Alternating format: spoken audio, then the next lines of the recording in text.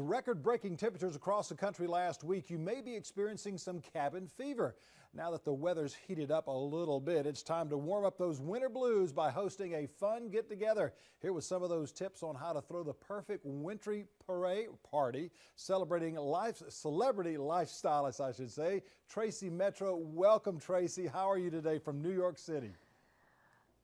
Morning, Tom. Oh, I am great. Thank you so much for having me. I am so lucky to be working with great companies to bring you my party ideas for winter, because everyone's getting bored, need to mingle and, see friends.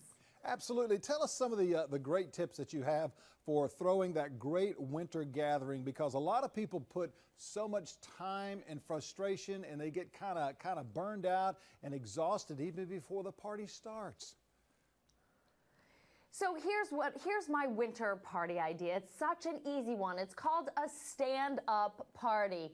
So it's a party in which you encourage people not to sit down, stand up, mingle, gab, interact with people. So I want to do things differently right from the get-go.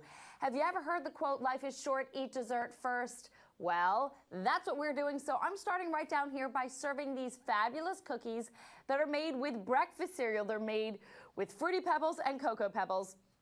And the whole reason to have these cookies here is to get the conversation started. Which team are you on? Pick a side. Are you team Fruity or are you team Cocoa? And it's just a real fun way to get people out of their normal frame of mind. And food tastings are another great way to get people to talk.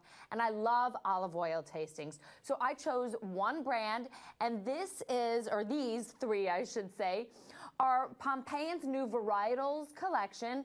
We've got the Arbequina, the Picholine, and the Coronecchi, starting with the mild all the way to the full-bodied flavor.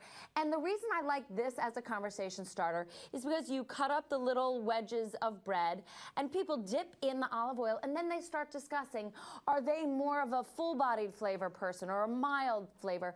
And don't worry about overbuying, because you'll always use this in your cooking or on your salads. And cheese. You're going to have cheese.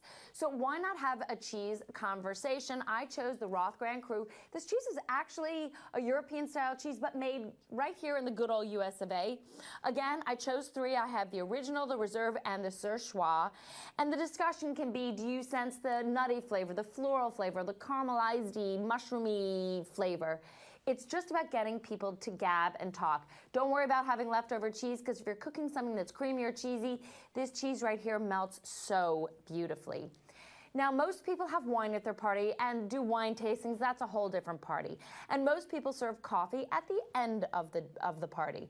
But today, we are doing a tea tasting. I love this idea. And Green Mountain Coffee Roasters packages the tea for Bigelow and Celestial Seasonings, and they put the packages, the little K-cups for the Keurig, and everybody can choose whether they like the green tea or the Earl Grey tea, and you actually can even expose people to kinds of tea that they've never tasted before. So again, another wonderful conversation starter. I'll tell you what, Tracy, I'm going to throw a party this weekend. How can we get a little bit more information?